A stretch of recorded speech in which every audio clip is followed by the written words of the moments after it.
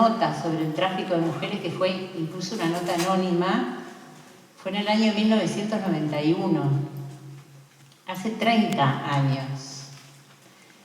30 años, eso da la pauta de lo vieja que yo soy, pero sobre todo quiero que piensen que en ese momento no había ni siquiera legislación internacional, no había nada sobre el tema de la trata de personas, había un convenio internacional sobre las migraciones y en ese convenio había una frase que hablaba de la vulnerabilidad de las mujeres. A nosotras nos invitaron a una actividad en Europa y nosotras sugerimos que fuera María con toda su investigación, porque el tema de la trata era un tema que estaba mucho más presente en Europa que en América Latina, ¿no? Y que en Uruguay en particular, que siempre nos creemos excepción de todo. Y entonces ahí aparece eso aparece ese caso que va desnudando vínculos de poder entre el poder legal e ilegal muy cercanos y en el medio la explotación del cuerpo de las mujeres, ¿no? Cuando yo hice la investigación en el año 92 del caso de Milán, estuve en Italia, donde había un juicio que estaban enjuiciando 21 uruguayos a los cuales les habían encontrado responsables de uno de los grupos que operaban en Milán, que explotaban a 150 mujeres. Yo hice el cálculo de cuánto de esas mujeres, esas 150, había muchas más y en otras ciudades, cuánto esas 150 mujeres producían, y eran millones de dólares. A tal punto era una cifra sorprendente que en Brecha me discutían y me decían, no puede ser. Y yo le decía, pero a ver, es aritmético, 150 mujeres, tantas horas, tanto la pasaban, o sea, son millones de dólares. Estamos hablando de un negocio, por eso hay violación de los derechos humanos y de los derechos de las mujeres, pero no hay que perderlo de vista. Llamó a dicho que había que avisarle a la familia de una de las trabajadoras que había aceptado denunciar en Italia y que era testigo y que iba a llegar acá de forma protegida y había que tratar de avisarle a la familia que vivía por Cerro Norte y Las Cadenas y no sé dónde, que iba a llegar ella, pero que no se iba a poder conectar porque no estaba protegida y con riesgo de vida, ¿no? Por eso venía protegida. Y ella no fue más con la luz en el autito. Como anécdota era un Volkswagen Fusca. Era gracioso a meternos a buscar a una familia que no conocíamos para avisarle esto en una cuestión más que nada de protección y solidaridad de esa red, que bueno, sí, es una red delictiva, ¿no? O sea, no estamos hablando de bebés de pecho de los que conocemos acá, o sea, en este mundo las desaparecen, aparecen muertas, les sacaban los pasaportes. Bueno, esto que vimos en la película, ¿no? O sea, llegaban con una promesa de unas condiciones y lo primero que llegaban era que sacaban el pasaporte y las dejaban en una condición de absoluto control, o sea, y vivían la inseguridad de todo lo que tiene que ver lo más mafioso y horrible de la vida delictiva, ¿no? Y donde ahí la explotación y la red de trata era riesgosa, no zafabas tan fácilmente. Pobre María, el único apoyo que tenía eran las que teníamos cargos institucionales. Y la que estuvo más involucrada fue Carmencita Veramendi, que fue la primer diputada del Frente. Y sí, Marichu, que nos mantuvo más o menos informadas a todas de todo el proceso, nos pidió apoyo y por supuesto en lo que se pudo se le dio apoyo para mantenerla al margen, digamos, cuando ella vino, ¿no? Cuando la trajo.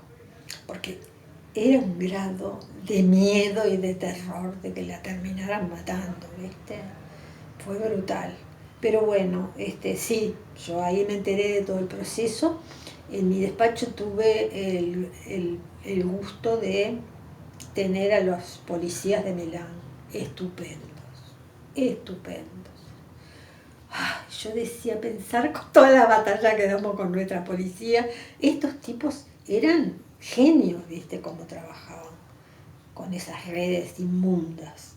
Todavía no se había inaugurado Casa Abierta, pero sí nosotras como institución se estaba trabajando con adolescentes y con pensionistas, digamos que le llamaban en esa modalidad, y fue necesario como resguardar la identidad de una de las víctimas que estaba preparada para declarar, que ella decidió poder hacer su declaración, y entonces necesitaba como la protección de estar en algún lugar como más segura, y bueno, y estuvo en una casa nuestra